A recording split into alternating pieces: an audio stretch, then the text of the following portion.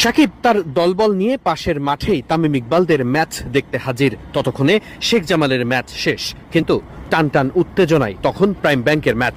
সাকিবরা সেই ম্যাচ দেখতে চলে এলেন পাশের মাঠেই।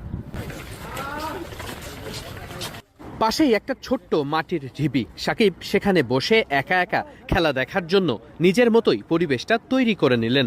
সাথে সাথেই গণমাধ্যম কর্মীদের ভিড়ও চোখে পড়ার মতোই ছিল সাকিবের পিছু পিছুই।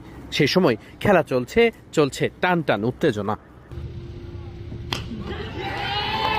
একেবারে শেষ উইকেট, তাই মাহমুদুল্লাহ রিয়াদ ডাগ আউট থেকে বারবার শান্ত হতে বলছিলেন।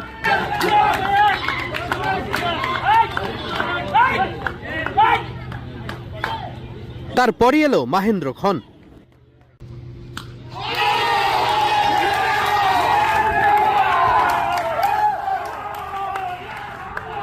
সামনের নেটে খেলা দেখতে